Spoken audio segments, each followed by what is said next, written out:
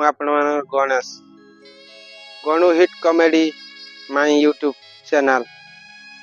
ଆଜି ମୁଁ ଆପଣମାନଙ୍କ ପାଖରେ ଗୋଟିଏ ଷ୍ଟୋରି ଆଣୁଛି। ଆପଣମାନଙ୍କୁ ଯଦି ଭଲ ଲାଗେ ତାହେଲେ ପ୍ଲିଜ ଆପଣମାନେ ସବସ୍କ୍ରାଇବ କରିବେ, ଲାଇକ୍ ସେୟାର କମେଣ୍ଟ କରିବାକୁ ଭୁଲି ନ ଯିବେ।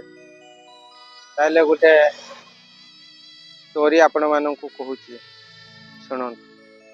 ମୁଁ ଆଜି ସକାଳେ ଯାଇଥିଲି ଗୋଟେ ଗାଁ ବୁଲିବା ପାଇଁ। ଗାଁ ବୁଲୁ ବୁଲୁ ଗୋଟେ ମାଉସୀ ଦେଖା ହେଲା ବାଟରେ। ମାଉସୀ ସହିତ କଥାବାର୍ତ୍ତା ହେଲି।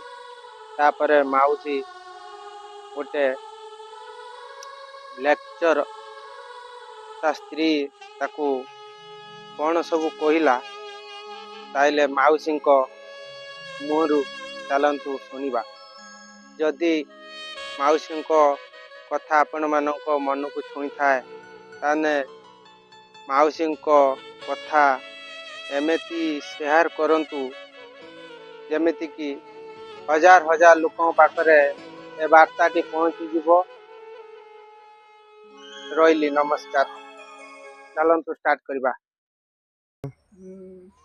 ନାକଚର ହେଇକି ତାପ ଟଙ୍କା କହୁଛି ଆଉ ଦିନେ ହେତୁ କହିଲା ତୋ ମାଆକୁ ଏଠି ରଖିଯିବା, ଆମ ମାଆକୁ ଇଏ ଖୋପାଡ଼ି ନା ଆଉ ତମେ ଆଇଛ ସବୁ କ'ଣ ନା ଆମେ କରିବୁ ନା ତମେ ନ କନେ ମୁଁ କରିବି, ମୋ ମା ଇଏ ମା ଇଏ ଆଉ ନା ସେ ମୁତୁଛି ହଗୁଛି ସେ ଉପତାଲା ନୁହେଁ, ସେ ଉପତାଲାରୁ ଓହ୍ଲେଇ ପାରୁନି, ସେ ଏଇଠି ରହିବ ମୃତ୍ୟୁ ହଗ୍ୟ କିଛି କରିବନି।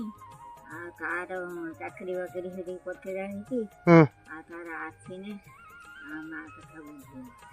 ମାକୁ ଖାଇତେ ମାକୁ ଟିକେ ଖାଇତେ ଦେ, ଖାଇତେ ଦେ। ଏ ଖାଇକି ଯାଇଥିବ 10ଟା ବେଳେ, ଆଉ ଖୋଇକି ଯାଇଥିବ 10ଟା ବେଳେ, ପୁଣି ଆସି ପହଞ୍ଚିବ ତାର କେତେବେଳେ, ତା ମା ଖାଇତେ ଦो, ମୁତିଥିବ ହଗିଥିବ ଖୋଇଥିବ। ବାସ୍, ସେଇ ହେଉଛି ପୁଅର କର୍ତ୍ତବ୍ୟ।